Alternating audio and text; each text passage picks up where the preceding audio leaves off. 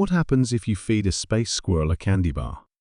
Jake O'Connor grinned, his eyes twinkling with mischief. He tossed the snack through the bars of the enclosure. The small, colorful creature sniffed the candy suspiciously, then nibbled cautiously. Suddenly, its eyes widened, and it zipped around its enclosure like a rainbow comet. "Whoa, did you see that?" Jake's friend, Lucy, laughed. "What did you give it?" The alien zoo was unlike anything the humans had ever seen. Bizarre and exotic creatures filled the enclosures, each more fascinating than the last. The zoo's high-tech design and the advanced habitats that mimicked the animals' natural environments added to the surreal experience. As they wandered further into the zoo, Jake and his friends marveled at the diverse array of alien life forms. There were towering feathered beasts with multiple eyes, tiny glowing insects that danced in synchronized patterns, and gelatinous blobs that shifted shapes and colors. "This place is incredible," Jake said, snapping pictures on his phone. "I can't wait to show these to everyone back home." Lucy nudged him. "You know, maybe we shouldn't be feeding them our snacks. We have no idea how it'll affect them." Jake waved her off. "Relax, it's just a bit of fun. Besides, they're loving it." As if to prove his point, a nearby creature resembling a cross between a porcupine and a chameleon blinked at them with large, curious eyes. Jake couldn't resist. He pulled out a bag of chips and tossed one through the bars. The creature sniffed it, then gobbled it up eagerly. Its quills flashed neon pink and blue, and it began to glow. "See? Harmless," Jake said, grinning. Other visitors, noticing the humans' antics, began to do the same.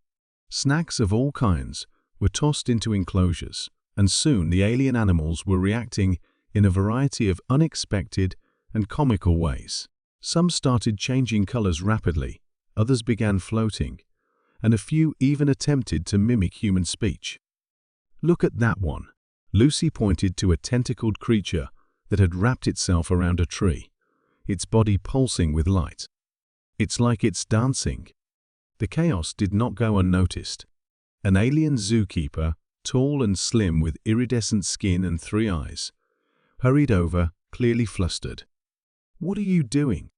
it demanded, its voice a mix of concern and irritation. Jake shrugged. "Just sharing some snacks. They're enjoying it." "These animals are on strict diets," the keeper exclaimed.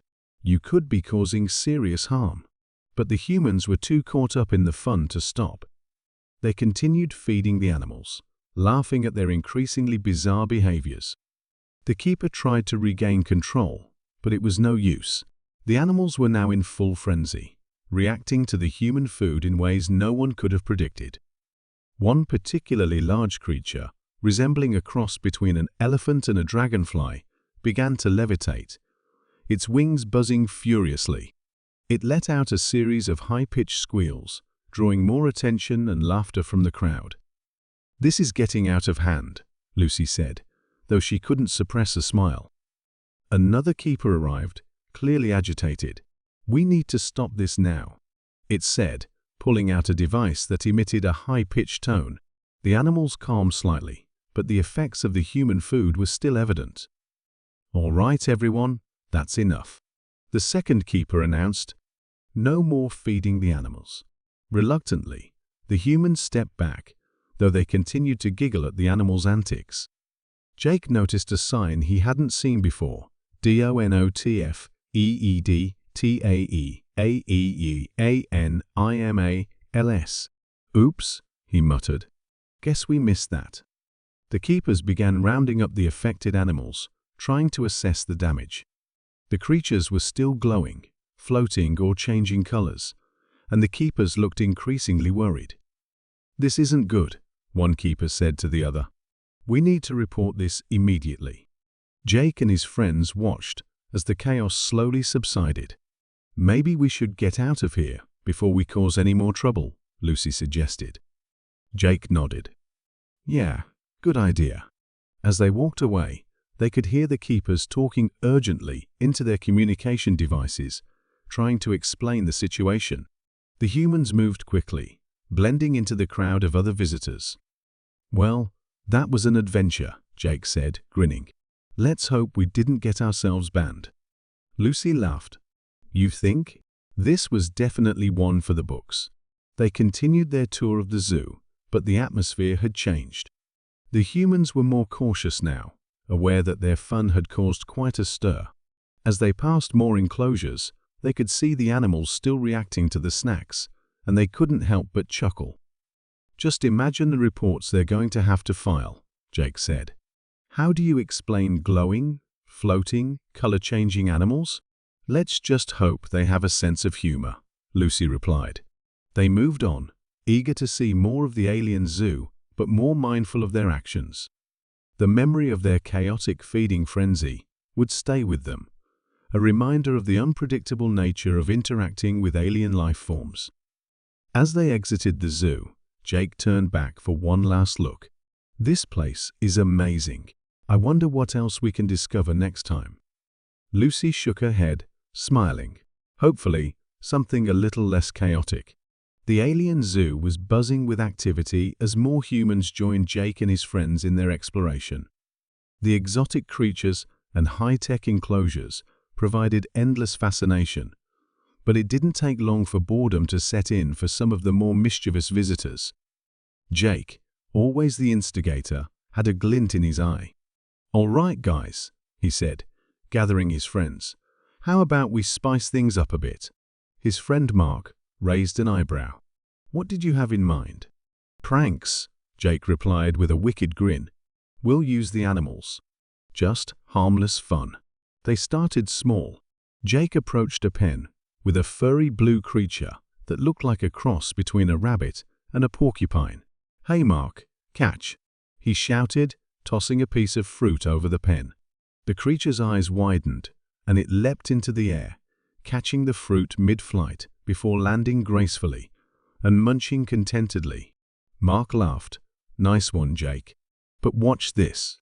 He picked up a water bottle and pretended to offer it to a curious, tentacled alien bird perched nearby. At the last second, he flipped the bottle, splashing water everywhere. The bird squawked indignantly, then began to mimic the sound of laughter. Their antics quickly drew a crowd. Other humans, eager for entertainment, began to join in, creating an impromptu prank competition. One prank involved a shiny object dangled in front of a creature with too many eyes. The creature's eyes followed the object hypnotically, and it started to perform a strange, synchronized dance. Things escalated. A woman named Sarah found a particularly curious animal resembling a small green elephant. "I bet this little guy likes to play fetch," she said, tossing a small ball. The animal did indeed enjoy the game, but it had a surprising twist. It used its trunk to launch the ball back with impressive force, almost knocking Sarah over. As the pranks continued, the animals began to react in increasingly funny and unpredictable ways. One particularly memorable moment involved a lanky, six-legged creature that started juggling pebbles after being offered a handful of popcorn. The humans cheered, encouraging more antics. However, not everyone was amused. The alien zookeepers, identifiable by their sleek uniforms and concerned expressions, were in a state of growing alarm. One keeper, a tall silver-skinned alien named Zorak, tried to maintain order. "Please, humans, refrain from feeding or interacting with the animals in such a manner," Zorak pleaded, his voice tinged with exasperation. But the humans, caught up in their fun, paid little heed. The pranks only grew bolder. Jake decided it was time for the PCDR assistance. He had spotted a particularly skittish creature that looked like a blend between a kangaroo and a giant frog. "Hey Mark, Sarah, watch this," Jake whispered, pulling out a small remote-controlled car from his backpack. He carefully placed a snack on top of the car and sent it rolling towards the kangaroo-frog hybrid. The creature's eyes bulged as it hopped after the car, its long legs springing it forward in comically exaggerated bounds. The chase was on.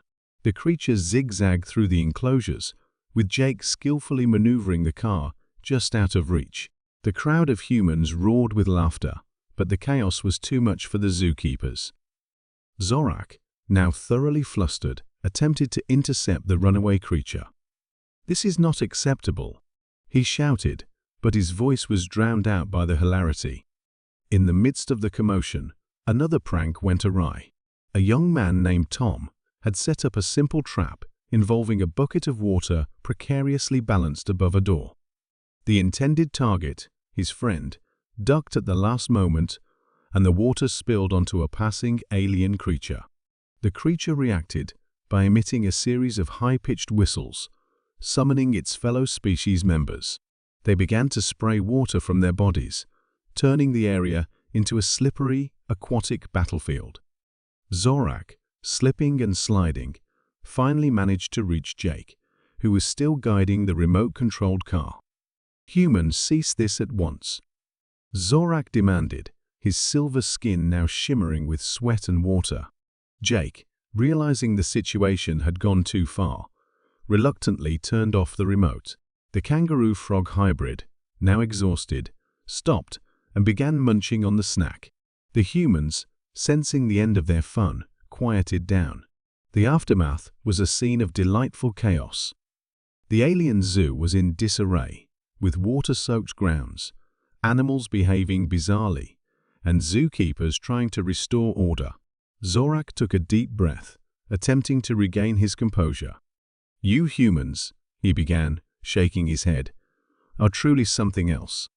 Jake, Mark, Sarah, and the others tried to stifle their laughter. "Sorry, Zorak," Jake said, attempting to sound sincere. "We were just having a bit of fun." Zorak sighed. "Fun is one thing, but this is pandemonium. We will have to reassess our visitor policies." As the humans dispersed, Jake turned to his friends. "Okay, maybe we went a bit overboard." Mark chuckled. "A bit? We turned this place into a circus." Sarah nodded. "But it was worth it. Did you see that kangaroo frog chase?" Jake O'Connor's group of pranksters had turned the alien zoo into a whirlwind of chaos. As the humans continued their antics, they discovered that some of the alien animals had developed a surprising taste for human snacks. This revelation led to even more comical and unforeseen consequences. It all started when Jake noticed a small, furry creature with wide, curious eyes trailing him through the zoo. He fished out a piece of jerky from his pocket and tossed it to the creature. The animal sniffed it tentatively before gobbling it up and then chittering excitedly. Moments later, more creatures emerged, having apparently communicated the presence of tasty treats to their friends.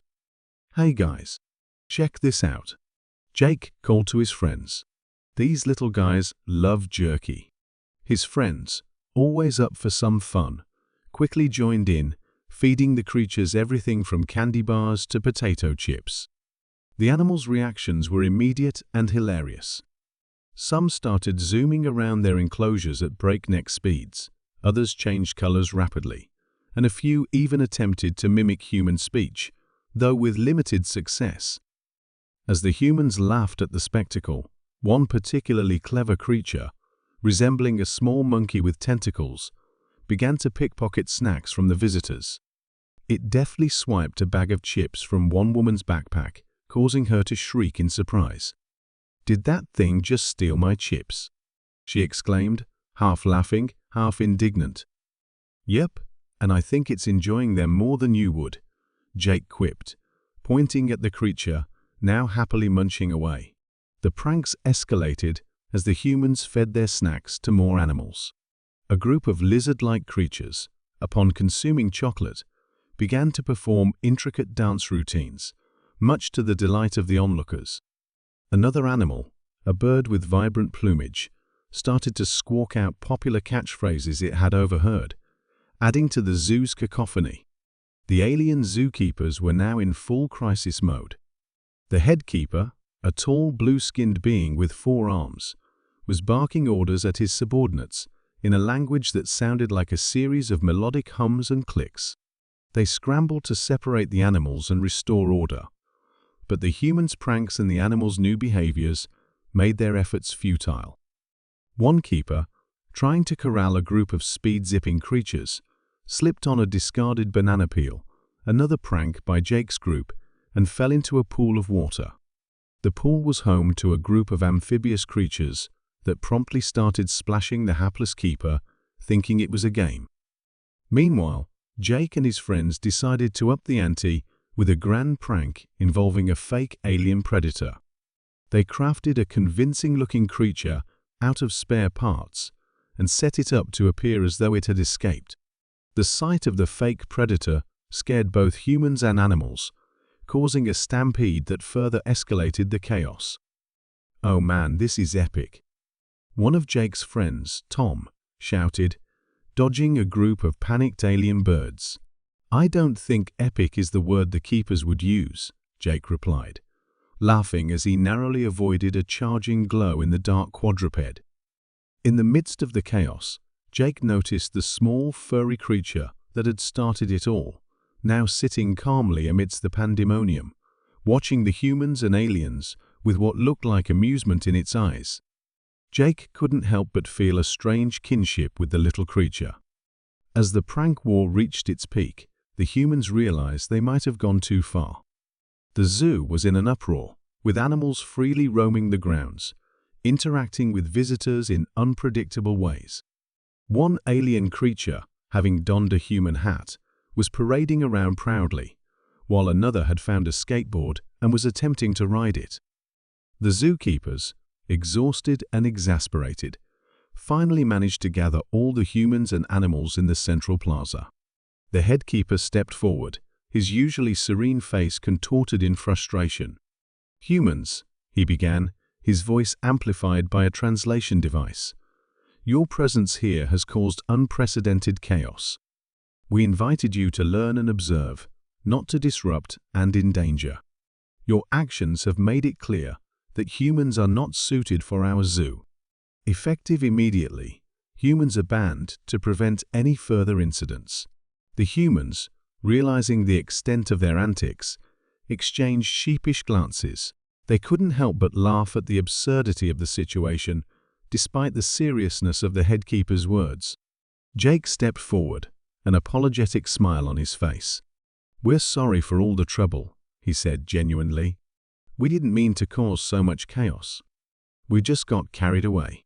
The headkeeper sighed, shaking his head.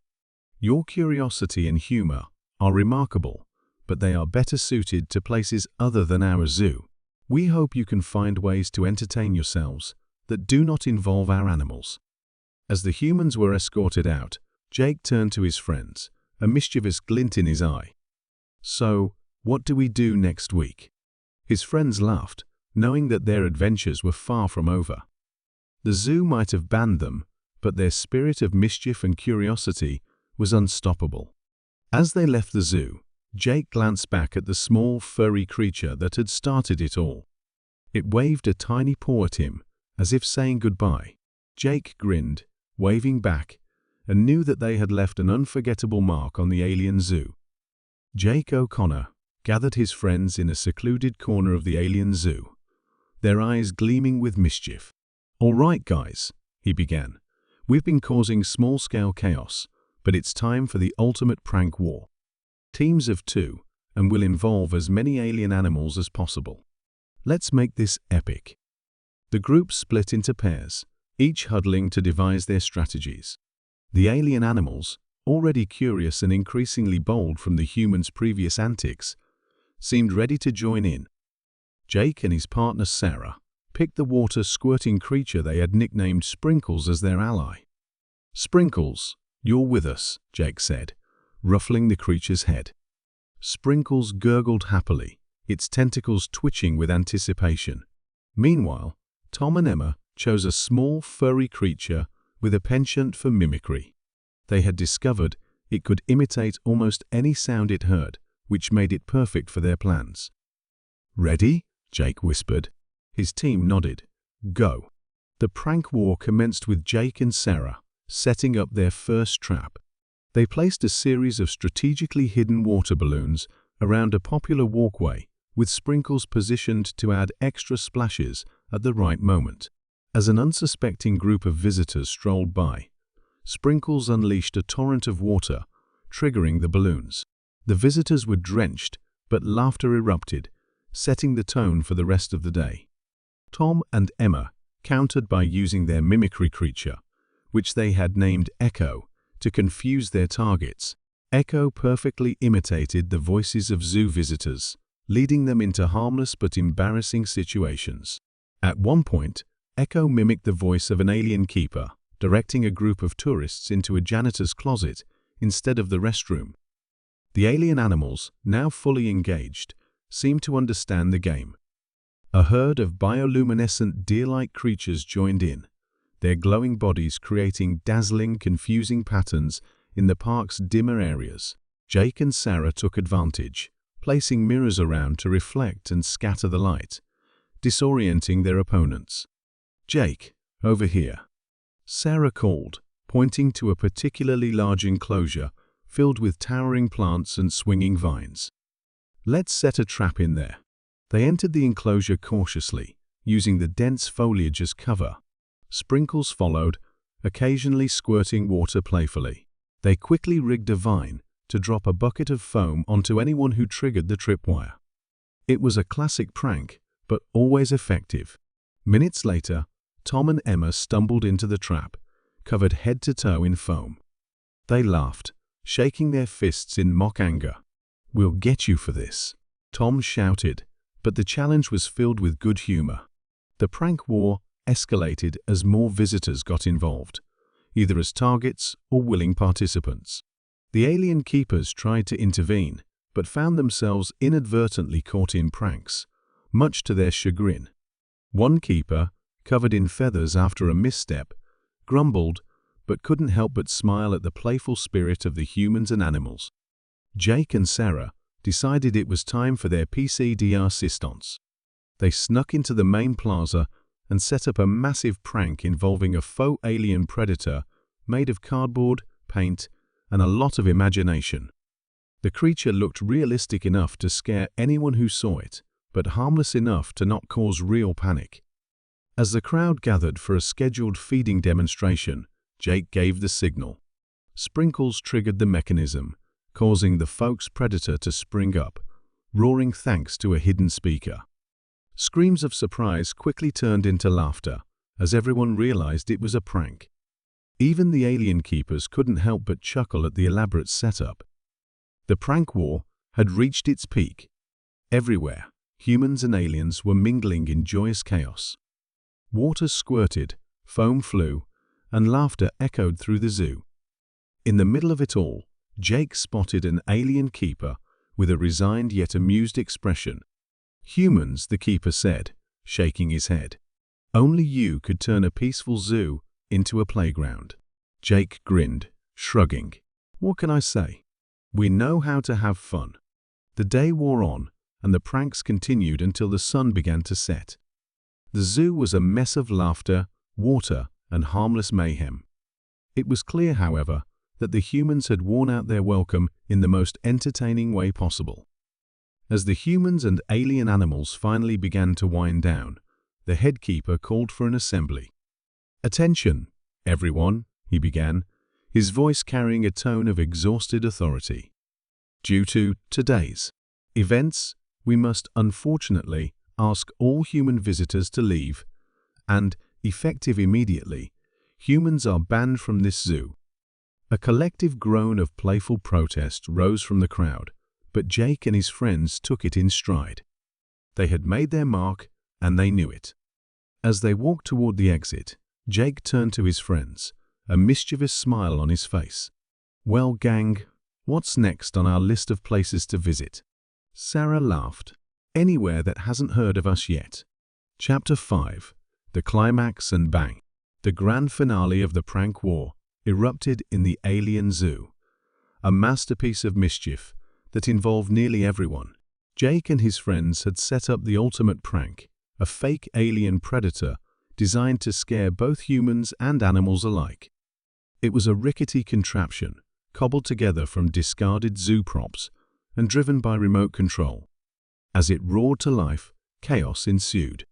The fake predator, an amalgamation of fangs, claws, and flashing lights, barreled through the central plaza, sending visitors and animals scattering. A chorus of shrieks and laughter filled the air as people dove behind enclosures and animals dashed in every direction. "Who thought this was a good idea?" shouted one of the alien keepers, his tentacles flailing as he tried to corral a group of fleeing creatures. Jake, watching from a safe distance, couldn't help but laugh. "This is going better than I expected," he said to his friend Sam, who was manning the remote control. Sam grinned. "Let's see how they handle the next part." With a flick of a switch, the fake predator began emitting a high-pitched wail. The alien animals, already on edge, reacted wildly. A normally docile creature with 6 legs and a mane of bioluminescent tendrils leapt onto a nearby fence, its colors flashing in a strobe of panic. Visitors stumbled and fell in their haste to avoid the mechanical menace, adding to the uproar. In the midst of the pandemonium, the alien keepers were at their wits' end. "Get it under control," bellowed the head keeper, his voice barely audible over the din. As the humans and aliens alike tried to regain some semblance of order, the fake predator crashed into a large enclosure, toppling a tree-like structure and startling a flock of winged reptiles. They took to the air, their screeches mingling with the sounds of the fleeing crowd. Jake saw an opportunity for the perfect escape. "Time to shut it down," he said, nodding to Sam. Sam quickly hit the kill switch, and the fake predator sputtered and died, its lights flickering out. The silence that followed was almost as shocking as the chaos had been. For a moment, everyone froze, eyes wide with disbelief. Then slowly, the reality of the situation set in. The head keeper, a tall alien with shimmering scales, stepped forward, his expression a mix of exasperation and bemusement. "Humans," he said, his voice carrying a note of weary resignation. "I think it's time we had a little chat." Jake and his friends exchanged guilty glances as they were herded into the central plaza, surrounded by a crowd of curious onlookers. The animals, still jittery, were being coaxed back into their enclosures by the exhausted keepers. The head keeper cleared his throat. "Ladies and gentlemen, creatures of all kinds, it has come to my attention that our human visitors have a rather unique approach to entertainment." Laughter rippled through the crowd, but the head keeper held up a hand for silence. "While we appreciate the creativity, the disruption caused by these pranks has been substantial. Therefore, it is with regret that I must announce humans are now officially banned from this zoo." A collective gasp rose from the human contingent. Jake stepped forward, an apologetic grin on his face. "Look, we were just trying to have some fun. We didn't mean to cause any harm." The head keeper's stern expression softened slightly. "Fun is important, yes, but the safety and well-being of our animals and visitors must come first. Your actions, though well-intentioned, have proven too disruptive." Jake sighed. "We understand. We're sorry for all the trouble we caused." The head keeper nodded. "Apology accepted. However, the ban stands. Please gather your belongings and prepare to leave." As the humans began to make their way toward the exit, Jake turned to his friends. "Well, that was one for the history books. At least we made it memorable." Sam chuckled. "Yeah, I don't think they'll forget us anytime soon." As they reached the entrance, the head keeper approached Jake one last time. "Despite the chaos, I must admit, it was quite an unforgettable experience." Jake smiled. "Thank you. Maybe one day, you'll let us back in." The head keeper's eyes twinkled with amusement. "We'll see. Until then, safe travels." With that, the humans exited the zoo, their laughter echoing in the distance. They had left their mark, for better or worse. And as they walked away, Jake couldn't help but feel a sense of pride. "So, what do we do next week?" he asked, turning to his friends. Sam grinned. "I've heard there's an intergalactic amusement park not too far from here. Jake's eyes lit up with excitement. Sounds perfect. Let's go make some memories. As they ventured off into the unknown, the alien zoo slowly returned to normal, the animals settling back into their routines, and the keepers breathing a collective sigh of relief.